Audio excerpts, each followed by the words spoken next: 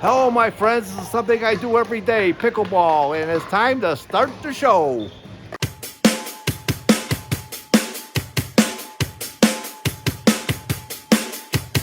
Uno, dos, one, two, tres, cuatro. ¡Eh! ¡Pule, pule! ¡Guachen, guachen! ¡Venga, venga! ¡Guachen, nadie quiere!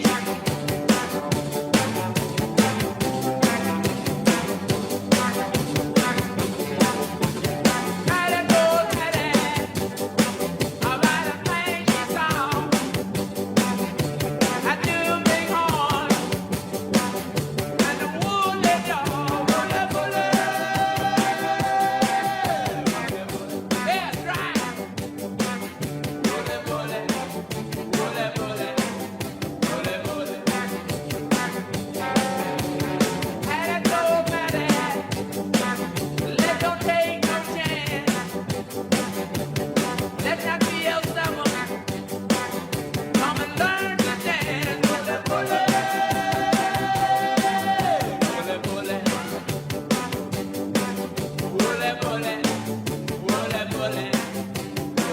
Watch it now, watch it, watch it, watch it. Right, right,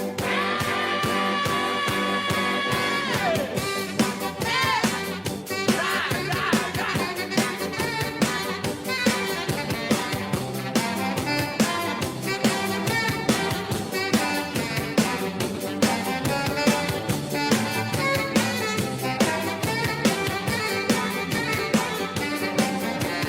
Let it go, let it.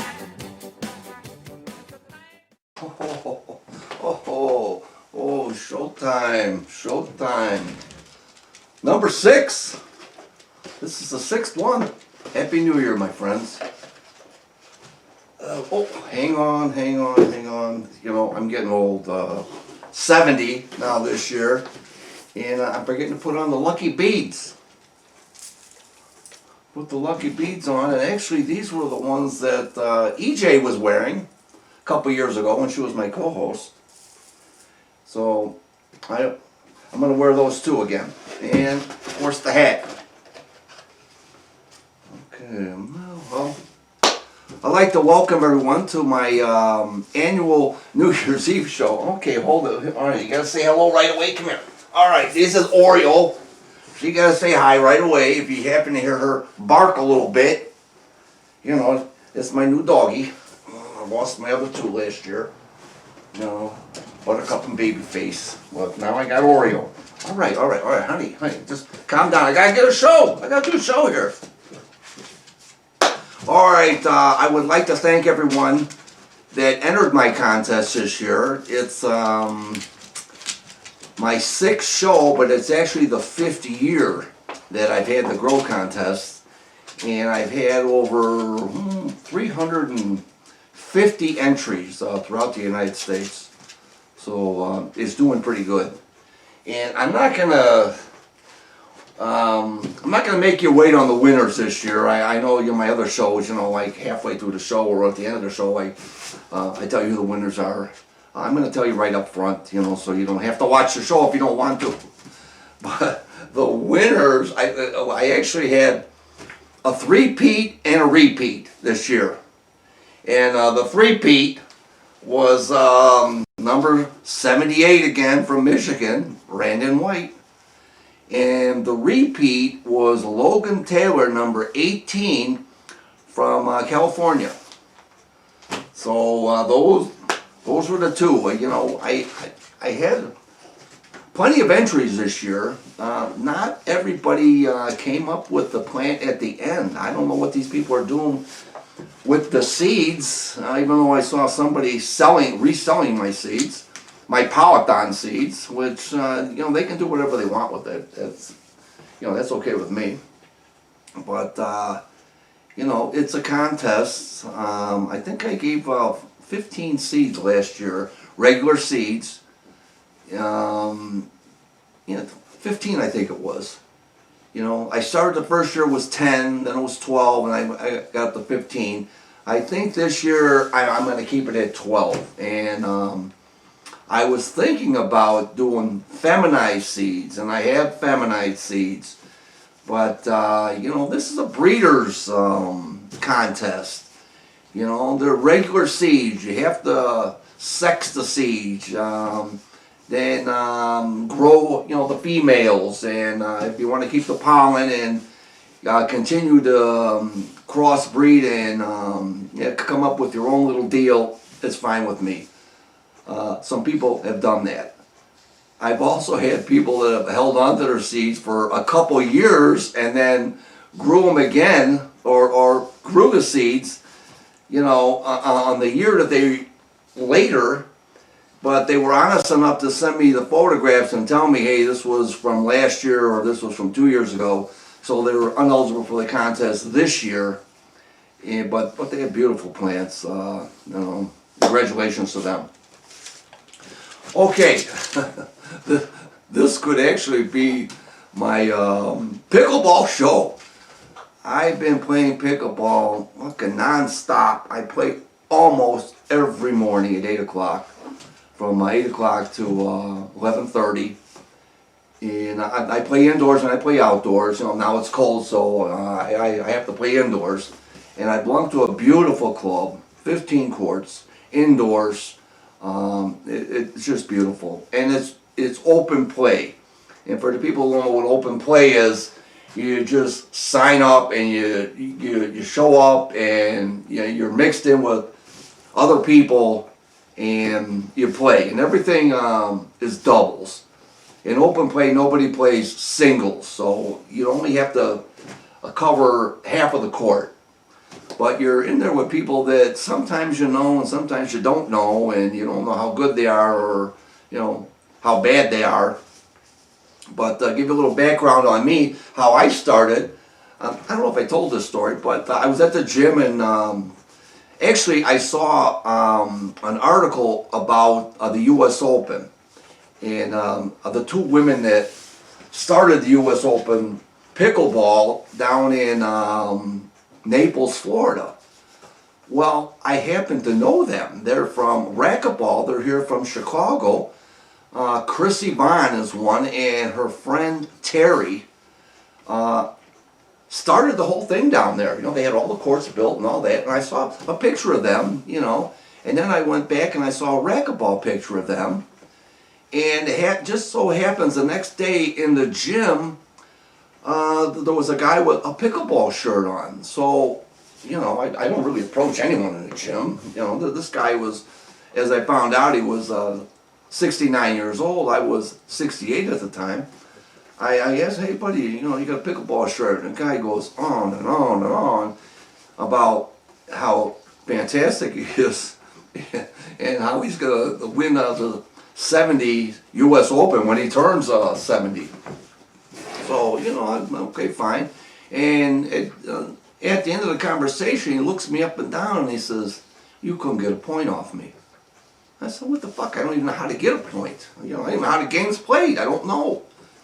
So he looks me up and down again and he goes, and you got spindly legs.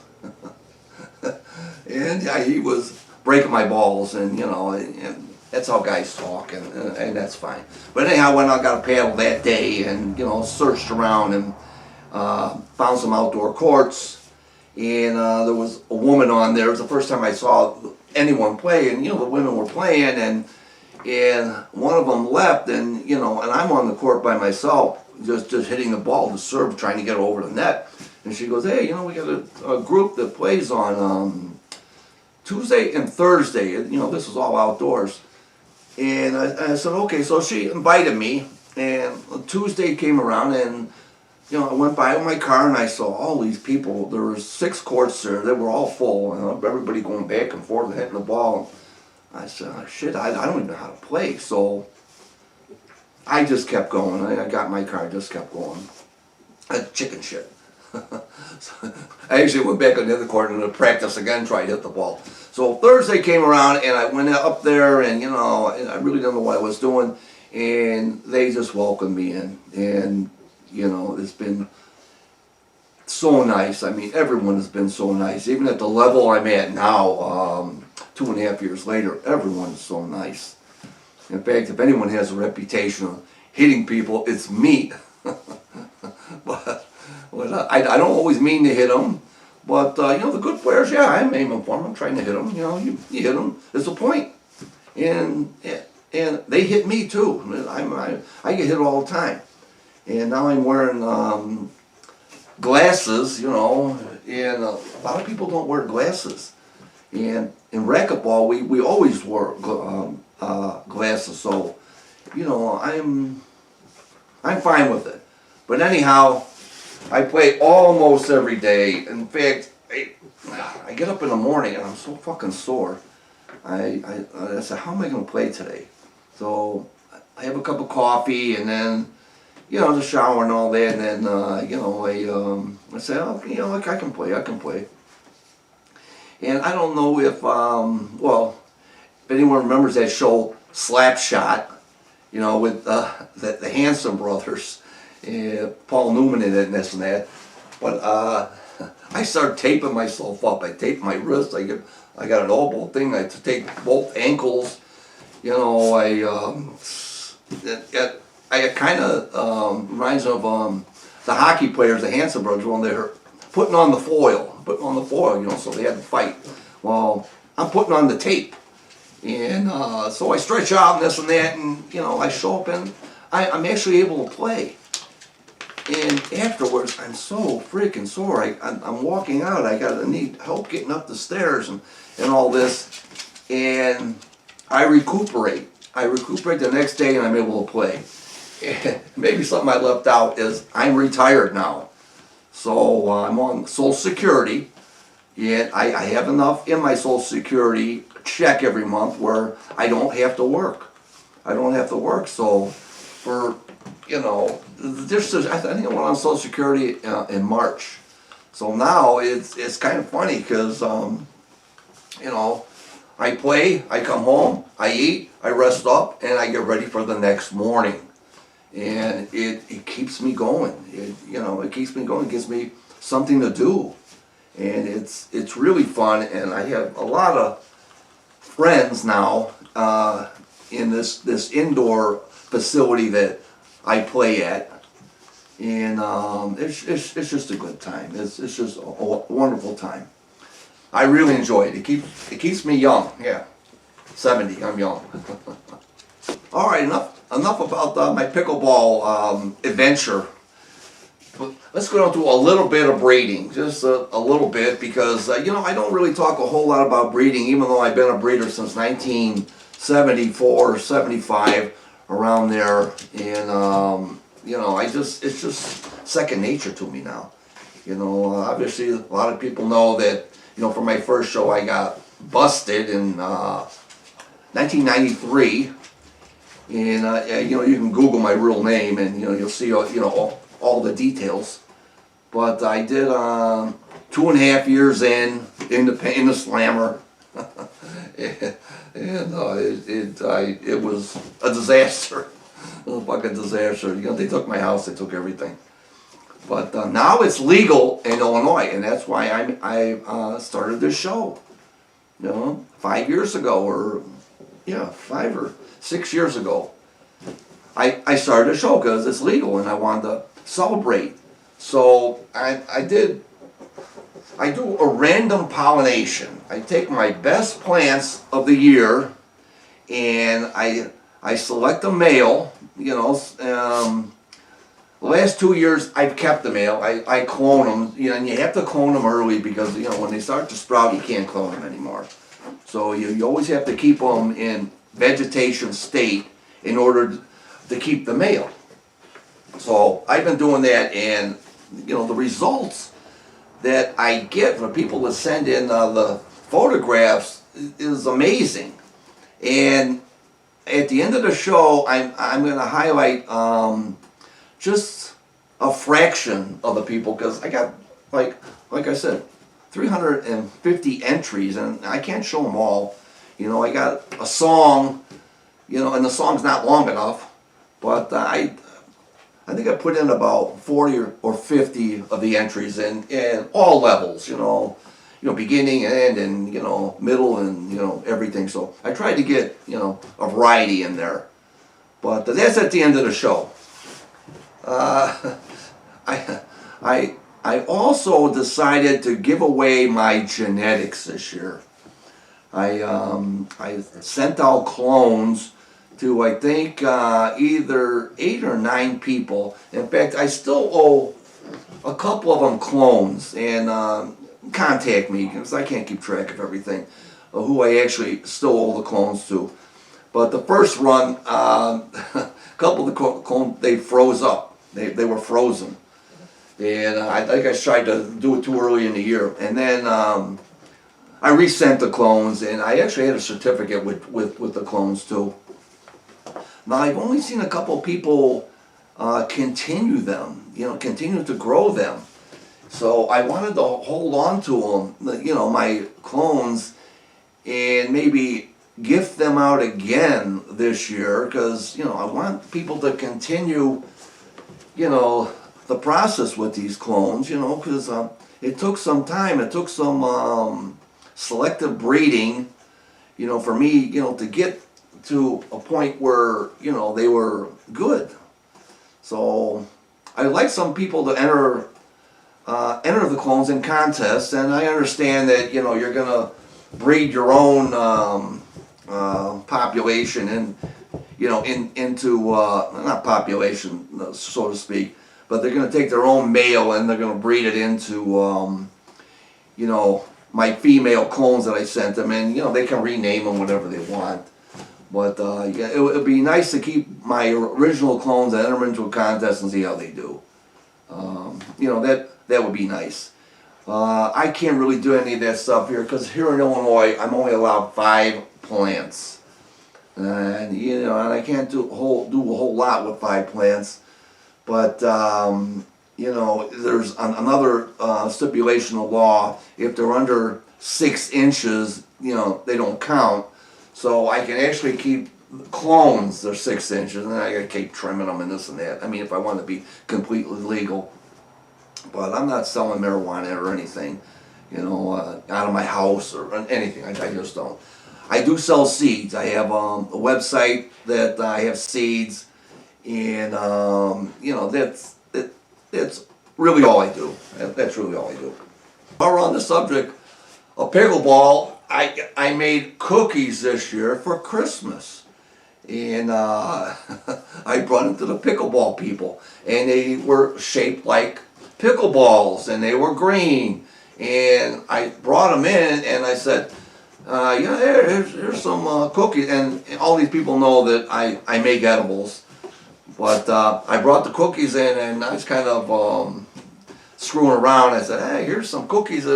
I call them feel-good cookies. Feel-good cookies, and people were looking at me like this, and I said, nah, I would never do it. I would never go in there with edible cookies and pass them off as regulars and have everybody all fucked up all around the court and have the ambulance come and the police take me away in handcuffs. That'll never happen. That'll never happen. But anyhow, I made cookies, and a couple of people said, they were real good, and I gave some out to some other people too, and it was kind of a funny day that day, and I actually still have a couple left, and they're very good, very good. Okay, the lineup this year is my 3 best plants, and for the Polython, and it's the first one's Fail Safe, and number 2 is Night Fighter, and then Blueberry Schmear. And I'm going back into that with a Fail Safe Blueberry male plant. And I've already done the breeding. I already have the seeds, and that's the deal for this year. And I'm going to offer 12 seeds for $20. That includes shipping. And if you can't afford $20 for some of the best genetics in the world, I don't know what to tell you. I know there's a few people that I sponsored the last couple of years that really didn't have the $20, and I'm fine with that. If you're really down in your luck, I'll take care of you. But come on, $20, shipping included. I think shipping went up from $6 to $8 now. So what the hell am I doing? You know, I'm standing in line. You know, I'm making what, $2. And a lot of times I have to stand in line at my little tiny post office. But that's the deal this year, and I'm gonna start sending out seeds probably February 1st. And the only way to get my seeds, you have to contact me on Facebook. You have to give me a messenger request or whatever, you know, under the name of Rich Dean, which isn't my real name. You know, if you saw my first show, I explained to you why I had to change my name. You know, because I was a house painter and people were Googling my real name and coming up with, you know, the article in the Tribune, you know, I was busted on the big, you know, grower cocaine guy. And, you know, I was just trying to, you know, get some work. So I had to change my name on my business cards to Rich Dean. And, you know, when they Googled Rich Dean, nothing came up. So that's how I came up with the name Rich Dean, is, you know, I'm not afraid to work. Okay, to all my friends on Facebook that are political, I don't post anything on my page. I have my own beliefs and own thoughts of who I voted for. You know, you probably got, some of you are going to hate this, some of you, Trump. I'm Trump, you know. The two choices that I had, Trump was the better choice. And I'll tell you, I don't agree with him renaming the Kennedy Center and putting his name on the Kennedy Center. He doesn't have to do that. You know, there's no reason to do that. You know, there's other things. When he wanted Canada to become 51st state, that's fucking ridiculous. You know, when we took back the Panama Canal, well, I understand that because we built it. We built the fucking Panama Canal. And the Chinese are trying to take it over. And, you know, I agree with that. And I think it was, what, Iceland or Greenland? You know, that's not going to happen. You know, that's a strategic point. And, yeah, he wanted to get that before China got it or Russia got it. But anyhow, I'm not going to discuss any of that stuff. I have friends on both sides. And they each have their reason. And sometimes I troll a couple of my friends because they say ridiculous stuff, and you know, let's stop all that fucking bullshit. You know, I never said a word when Biden was in office. Not one word, not one post did I ever say when Biden was absent. And you know, leave me alone. Leave me alone online, and I can't promise to leave you alone. I mean, if you post stupid stuff, I'm gonna troll you and I'm gonna say something. And only if you're my friend. You know, I'm not gonna go and troll people that I don't know. But these are people I went to high school with, and you know, they know me. And you know, I've had a couple of them unfriend me, but the really strong ones don't unfriend me. And you know, we have a dialogue and this and that. But that's enough of that. That's enough of that. That Minnesota thing's going to be tough. It's going to be tough to beat that one. I mean, but again, that's a whole deal, and you know, doesn't have anything to do with breeding cannabis. Even though Minnesota, I'm on, I'm not on the board, but I'm on some kind of web page. You know, they asked me to, you know, to okay people on there. You know, when Michigan first went legal. I forget the guy's name. His last name is Mo, and you know, I don't really get involved with that because I'm here from Illinois, and I'm also on a page in Ohio, and I don't get involved in it either because I'm here in Illinois, and they both asked me to be on there, and I don't even know if I said yes, but I'm on there. I somehow, you know, I got on both pages, and there was one time in Ohio, I would get all these messages, and I didn't even know who the people were. I just said yes, yes, yes, yes. And I think in Minnesota, I did the same thing. Yes, yes, yes, because I'm not going to track them down and see what they're all about and this and that. I don't have time. I don't, especially now. Especially now, I don't have time. But Look at that. I got a little Oreo over there. I tell you, she's an outside dog. I tell you, she's an outside dog. She loves to chase the ball. What, one more time? You gotta come over one more time? Come on, get up here. Get up here. Oh, my goodness gracious. Look at this dog. Look at this dog. I'll tell you, she's a big ball chaser. He's a big ball chaser. This is my $50 dog. I was down walking, I used to walk every night or evening down by the river, and there was a person that had a couple dogs, and they said, hey, I said, are you a breeder? And she said, yeah, I'm a breeder, and the two dogs she had were very nice. And, oh, $800. Well, man, I can't afford that. I said, look, if you ever come up with a dog for $50, let me know. Well, a couple days later, they get a hold of me and they go, here's a $50 dog. I said, I'll take her. I'll take her. And she's the best $50 I ever spent. All right, now come on, get down, get down.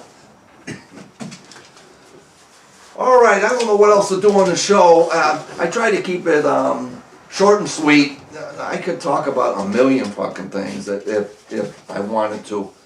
But, I don't want to bore anybody. I try and keep my show light and not so much about full-time breeding because, the people that are breeding marijuana or growing marijuana in their house, they got lives. They got other things to do. They got freaking kids and they got bills to pay. They got a whole bunch of stuff to do. And, they don't want to get that deep into breeding.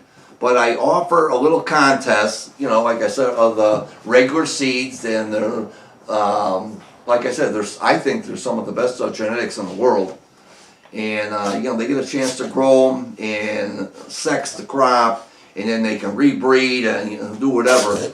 But it's a contest, and, that's kind of my little thing for the cannabis community.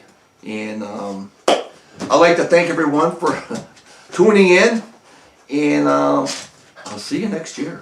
All right, come on. All right, you want to say, come on, let's go. Oh, let's go. Oh.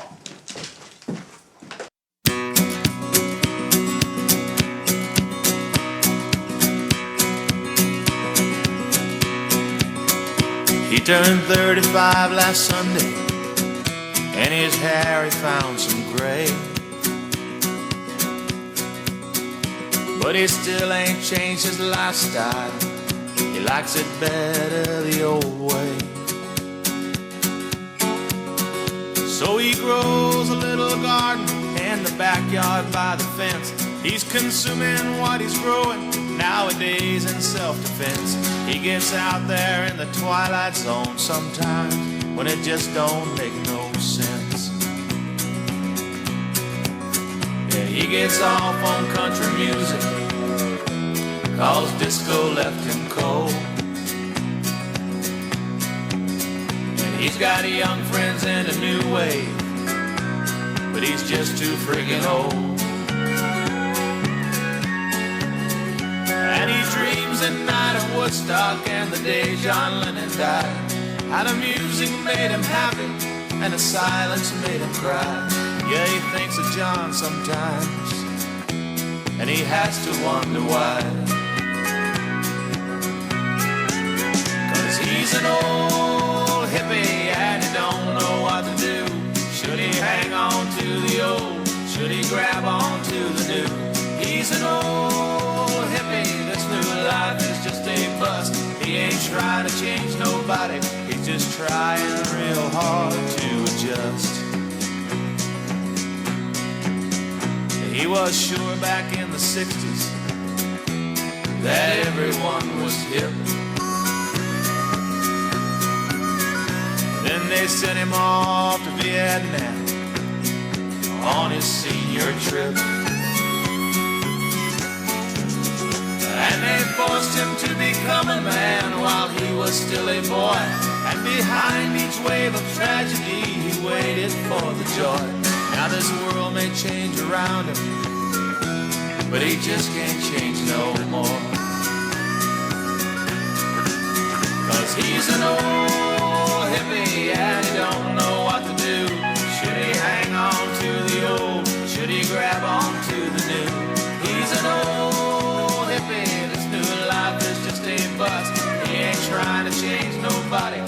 just trying real hard to adjust. Well, he stays away a lot now from the parties and the clubs. And he's thinking while he's jogging around, sure is glad he quit the hard drugs. 'Cause him and his kind get more endangered every day, and pretty soon the species will just up and fade away, like the smoke from that torpedo, just up and fade away. Yeah, he's an old hippie and he don't know what to do. Should he hang on to the old? Should he grab on to the new? He's an old hippie, this new life is just a bust. He ain't trying to change nobody, he's just trying real hard to adjust. Yeah, he ain't trying to change nobody, he's just trying real hard to adjust.